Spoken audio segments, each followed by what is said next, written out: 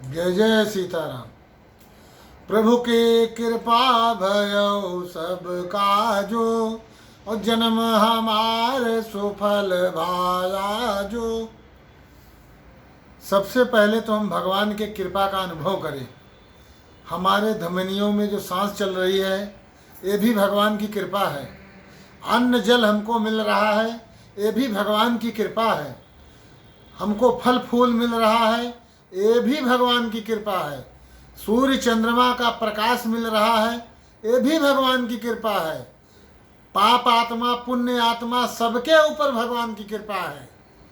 लेकिन कुछ व्यक्ति कहते हैं कि हमारे ऊपर जो है भगवान की कृपा नहीं है, या उनको कृपा का अनुभव नहीं होता है।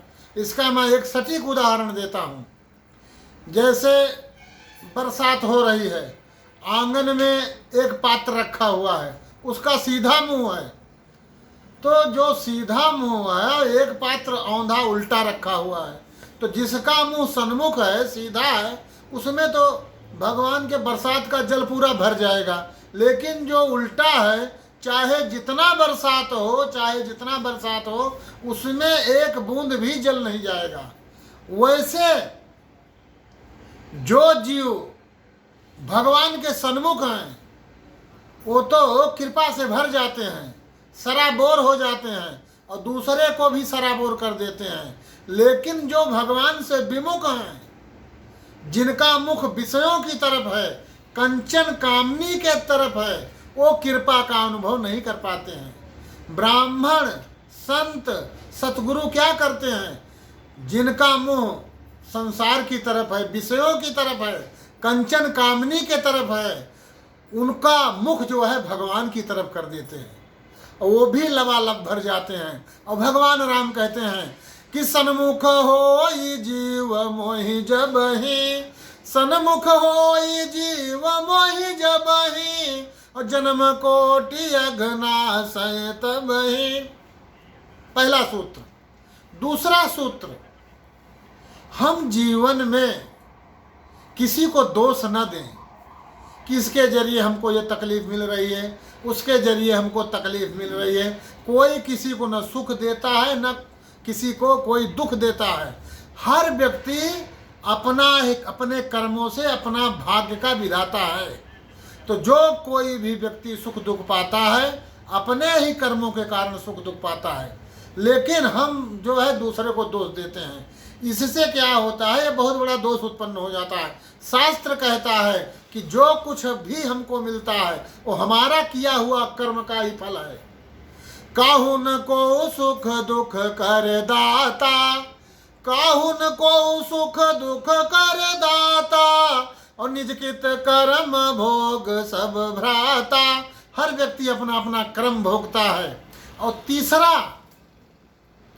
तीसरा ऑप्शन कि व्यक्ति को चाहिए कि सबको प्रणाम करें।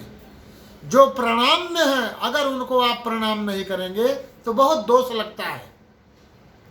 जैसे आपके माता पिता हैं, उनको पार्वती शिव समझ के प्रणाम करिए।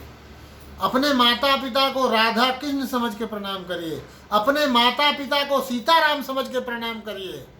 और ब्राह्मण मिलता है उसको प्रणाम करिए। मंदिर देखे तो प्रणाम करें। गौ माता मिले तो प्रणाम करें। और जो भी मिले, अगर सबके अंदर भगवत बुद्धि है तो अत्र तत्र सर्वत्र केवल ईश्वर ही है। तो सबके अंदर अगर आप भगवत बुद्धि करते हैं तो ये सबसे उत्तम है। फिर सबको प्रणाम करो। सिया राम माय सब जग जानी, सिया राम माय सब जग जानी, और करहु प्रणाम जोर जुग पानी। अगर हम सबके प्रति भगवत बुद्धि रखते हैं तो फिर सब प्रणाम करने के योग्य हैं। अगर हम प्रणाम करने वाले को प्रणाम नहीं करते हैं तो फिर जिसको नहीं प्रणाम करना उसको भी प्रणाम करना पड़ता है।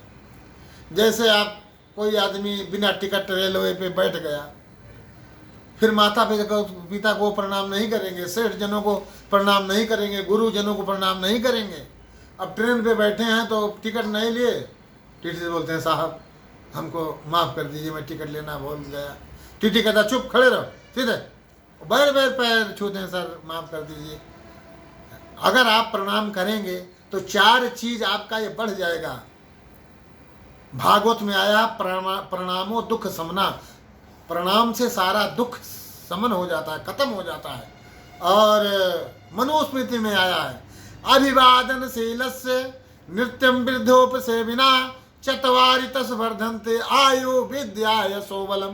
प्रणाम करने से आयु बढ़ता है, विद्या बढ़ता है, यश बढ़ता है, बल बढ़ता है। ये 4 चीज मुक्त में मिलता है।